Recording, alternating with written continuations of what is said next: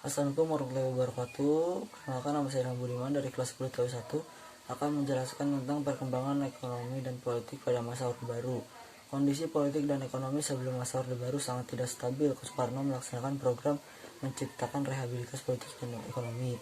Nomor 1, membuat kebijakan politik luar negeri yang bebas aktif, dalam kurung tidak condong ke blok manapun. Yang pertama, mengakhiri konfrontasi dengan Malaysia. Kedua, kembali menjadi anggota PBB. Dan yang ketiga, memprakarsai pembentukan ASEAN. Nomor 2, membuat kebijakan-kebijakan politik dan dalam negeri. Yang pertama, melaksanakan pemilu. Yang kedua, kebijakan fusi partai. Yang ketiga, penyeragaman ideologi Pancasila. Yang keempat, kebijakan dwi fungsi ABRI. Lalu, rehabilitas ekonomi.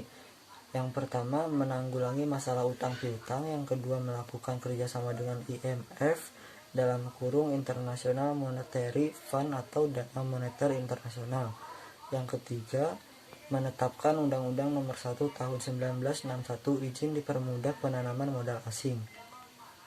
Lalu, pada tahun 1997 Indonesia mengalami krisis moneter yang berdampak pada krisis ekonomi dan politik. Krisis ekonomi, jatuhnya nilai tukar rupiah ke dolar AS. Yang pertama, pemerintahan Orde Baru menumpuk utang yang besar kepada lembaga keuangan internasional.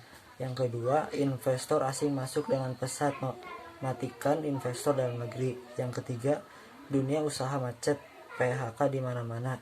Yang keempat, pembangunan tidak merata, maraknya korupsi dan lain-lain. Perekonomian semakin menurun dan tidak bisa diatasi. Lalu, krisis politik semakin tidak stabil. Berawal dari pemilu 1997, Soekarno kembali terpilih menjadi presiden ke-7 kalinya.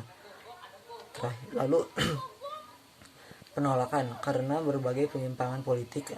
Yang pertama, adanya pakar undang-undang yang mengekang kebebasan politik. Yang kedua, menteri dari orang-orang terdekat presiden dalam kurung nepotisme.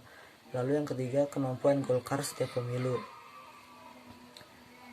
Pemerintahan Orde Baru tidak mampu membangun kehidupan yang demokrasi, menegakkan keadilan sosial, dan melaksanakan perekonomian yang memihak rakyat. Sekian, terima kasih. Wassalamualaikum warahmatullahi wabarakatuh.